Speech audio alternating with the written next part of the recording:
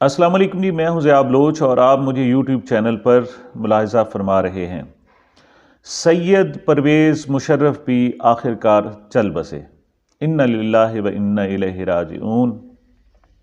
ان کے حوالے سے مختلف پروگرامز کیے جا رہے ہیں، لیکن آج میں نے اس مختصر ویلاگ میں دو باتوں کا ذکر کرنا ہے کہ آخر یہ 3 دن تک لاشیں اسلام آباد کے ڈی چوک پر لٹکانے کا عدالتی فیصلہ کیا تھا، کس نے دلایا، کیوں دیا گیا، کیا اس کی اب بھی اہمیت موجود ہے، کیا اب بھی وہ فیصلہ موجود ہے اور اس پر عمل درآمد کیے جانے کے امکانات ہیں یا ختم ہو گیا ہے؟ پہلے تو یہ بات ڈسکس کرنی ہے، اور دوسری بات یہ کہ آخر کا ایک ڈکٹیٹر ہونے کے باوجود پرویز مشرف کو عوام میں بہت زیادہ مقبولیت کیوں حاصل رہی؟ یہ 2 پوائنٹ ہیں جن پر آج ہم نے ڈسکس کرنی ہے۔ جی، سابق صدر جنرل ریٹائرڈ پرویز مشرف صاحب دبئی کے ایک ہسپتال میں زیر علاج تھے اور وہ آج صبح وہ انتقال کر گئے، اور ان کی میت کو اب پاکستان واپس لانے کی تیاریاں کی جا رہی ہیں اور ایک اسپیشل طیارہ بھی بھیجا جا رہا ہے۔ اس حوالے سے کنٹروورشل کیوں ہے، اور جو تعزیتیں آ رہی ہیں وہ بھی بڑے نپے تلے انداز میں آ رہی ہیں، اور ایک ایک تعزیت کو اور ایک جو لفظ ہیں، ان کو تعزیتی لفظ ہیں، ان کو ناپا اور تولا جا رہا ہے۔ اس کی وجہ کیا ہے؟ وجہ یہ ہے کہ سابق صدر پرویز مشرف پاکستان کی تاریخ کے متنازع ترین شخصیت رہے ہیں، اور وہ ایک وقت میں بہت زیادہ مقبولیت بھی رکھتے تھے اور ایک ہی وقت میں وہ بہت زیادہ ناپسند بھی کیے جاتے تھے۔ وہ 1964 میں پاک فوج میں شامل ہوئے، اور 1965 اور 1974 کی انہوں نے جنگ لڑی، اور 1998 میں وہ آرمی چیف بنا دیے گئے۔ یہ وہ وقت تھا کہ جب پاکستان میں سابق وزیر اعظم نواز شریف کی حکومت تھی، اور نواز شریف ہی وہ وزیر اعظم ہیں جنہیں سب سے زیادہ آرمی چیف لگانے کا، مقرر کرنے کا اعزاز حاصل ہے۔ لیکن یہ شعبہ قسمت کے جناب، جب بھی انہوں نے کوئی اپنا آرمی چیف لگایا، ان کے ساتھ ان کی بن نہ سکی، اور معاملات اختلافات پر اور بدترین اختلافات پر پہنچے۔ بہرحال 1998 میں ہی کارگل کی جنگ لڑی گئی، اور اس کے بعد 1999 میں جب وزیر اعظم نواز شریف نے پرویز مشرف صاحب کو ہٹا کر جنرل ضیاء الدین بٹ کو آرمی چیف بنانا چاہا، تو اس وقت سری لنکا کے دورے پر تھے پرویز مشرف صاحب، لیکن یہاں موجود باقی جنرلوں نے اور کور کمانڈرز نے نہ صرف وزیر اعظم کے اس فیصلے کو مسترد کیا، بلکہ ان کے آنے سے پہلے ہی انہوں نے جو حکومت ہے وہ سنبھال لی اور تمام کنٹرول اپنے پاس حاصل کر لیا۔ خیر، یہ ایک معاملہ ہے۔ اس کے بعد جناب وزیر اعظم نواز شریف صاحب کو جلا وطن ہونا پڑا۔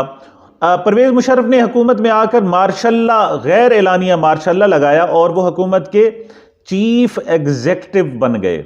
یہ واحد مارشل لاء ایڈمنسٹریٹر تھے جنہوں نے لفظ مارشل لاء استعمال نہیں کیا، اور جنہوں نے آئین کو مکمل طور پر معطل نہیں کیا، لیکن بعد میں جسے کہتے ہیں کہ نظریہ ضرورت کی تحت ہماری انہی عدالتوں نے ان کے لیے گنجائش پیدا کی، اور نہ صرف ان کو پہلے چیف ایگزیکٹو بلکہ بعد میں وردی میں باوردی صدر بھی بننے کا انہیں موقع عطا کیا۔ لیکن نواز شریف نے 10 سالہ جلا وطنی کے معاہدے کے بعد وہ چونکہ لندن گئے، پہلے سعودی عرب گئے، پھر لندن گئے، اور پھر واپس آئے، اور پھر وہ دوبارہ 2013 میں وزیر اعظم بنا دیے گئے۔ تب انہوں نے جناب پرویز مشرف کے خلاف ایک خصوصی عدالت بنائی، اور اس میں آئین توڑنے کا ان کے خلاف کیس چلایا۔ اس خصوصی عدالت نے سماعت کی، اگرچہ پرویز مشرف ان میں سے کسی بھی سماعت کے لیے وہ پیش نہیں ہوئے، لیکن اس وقت تک وہ چونکہ جناب بہت کمزور ہو چکے تھے،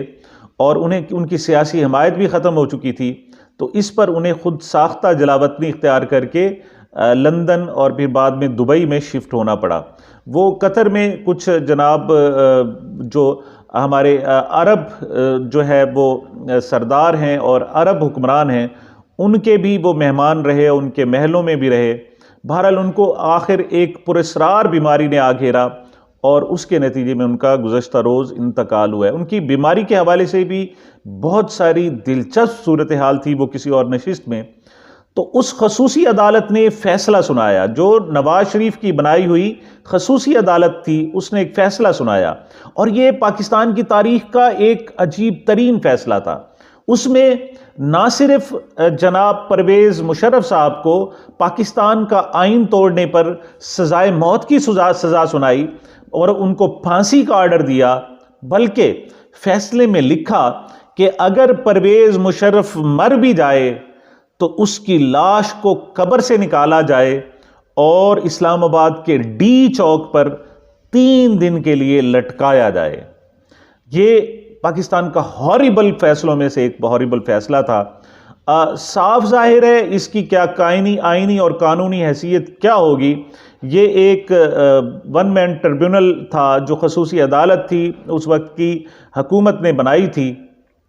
اور اس نے یہ فیصلہ دیا تھا۔ اس وقت کے جب پاکستان سمیت پوری دنیا میں اس قسم کی جناب سزاؤں کی، وحشیانہ سزاؤں کی مذمت کی جا رہی اور مخالفت کی جا رہی، ان کو ختم کیا جا رہا ہے، پاکستان کی اس عدالت نے یہ فیصلہ سنایا۔ در حقیقت اس کی اہمیت یہ تھی کہ نواز شریف صاحب اسے تاریخ میں لکھوانا چاہتے تھے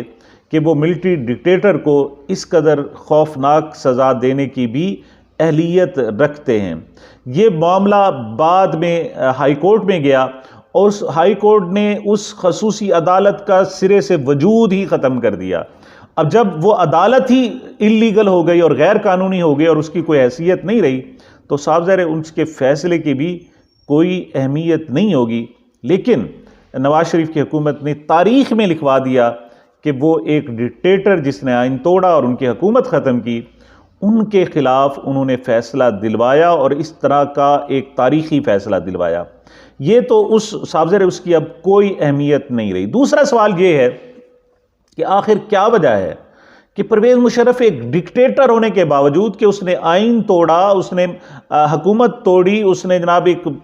چلتی پھرتی حکومت کو رخصت کیا، لیکن اس کے باوجود اس کو پسند کیوں کیا جاتا تھا؟ وہ پاکستان کے مقبول ترین حکمرانوں میں رہے۔ انہوں نے سب سے پہلے پاکستان کا نعرہ لگایا، انہوں نے امریکہ کے ساتھ مل کر افغانستان میں دہشت گردی کے خلاف جنگ لڑی، اور پرویز مشرف کا دور تھا کہ جب پاکستان کسی حد تک خوشحال ہوا، لیکن وہ کہتے ہیں کہ یہ خوشحالی ایک بہت ہی بڑی بے عزتی اور بہت ہی بڑی ہزیمت کے نتیجے میں آئی کہ پاکستان نے چن چن کر جو لوگ موجود تھے ان کو امریکہ کے ہاتھوں ہینڈ اوور کیا اور کسی حد تک جسے کہہ سکتے ہیں کہ فروخت کیا۔ تو لیکن اس کے باوجود، اس ساری صورتحال کے باوجود کہ ان کو سخت ناپسند بھی کیا جا سکتا تھا، پھر بھی وہ آخر مقبول کیوں رہے؟ جو اس کی ایک وجہ تھی، اس کی وجہ جناب صرف یہ تھی کہ پرویز مشرف واحد ڈکٹیٹر تھا یا واحد جرنل تھا یا بعد کا سیاستدان تھا کہ جس نے اس پاکستان پر سٹیٹس کو جو ایک عرصے سے موجود ہے اور جس کو توڑا ابھی تک نہیں جا سکا، اس میں پہلی درار ڈالی، اور پہلی مرتبہ کوئی شخص تھا جو ایک ہی وقت میں پرویز شریف خاندان اور دوسرا زرداری خاندان کے خلاف کھڑا ہوا اور دونوں لیڈروں کو پاکستان سے باہر جانے پر مجبور کیا۔ لوگ ان دو خاندانوں سے نفرت کرتے ہیں، اور جب بھی کوئی شخص ان کے خلاف کھڑا ہو جائے پھر اس سے وہ پیار بھی کرنے لگ جاتے ہیں، چاہے وہ ڈکٹیٹر ہی کیوں نہ ہو، چاہے وہ آئین کا توڑنے والا ہی کیوں نہ ہو۔ ان کی مقبولیت کی وجہ صرف اور صرف یہ تھی کہ وہ واحد شخص تھا، پہلا شخص تھا، اگرچہ بعد میں عمران خان بھی آیا اور اس نے آوازیں اٹھائیں اور ان کے خلاف ابھی تک لڑ رہا ہے، لیکن پرویز مشرف واحد شخص تھا جس نے اس موروثی خاندانوں کو سب سے پہلے للکارا اور انہیں کسی حد تک ڈیمیج کیا اور یہاں سے نکلنے پر مجبور کیا۔ اس کی اسی ایک خاصیت کی وجہ سے لوگ اب بھی پرویز مشرف سے پیار کرتے ہیں اور اسے اچھا سمجھتے ہیں، لیکن اوورآل جو ان کی اہمیت ہے اور حیثیت ہے وہ ایک ڈکٹیٹر کی سی ہے۔ یہ اب تک کا ویلاگ تھا۔ مجھے میرے اس چینل کو اپنی محبتوں اور دعاؤں میں یاد رکھیے گا۔ ملتے ہیں ایک وقفے کے بعد۔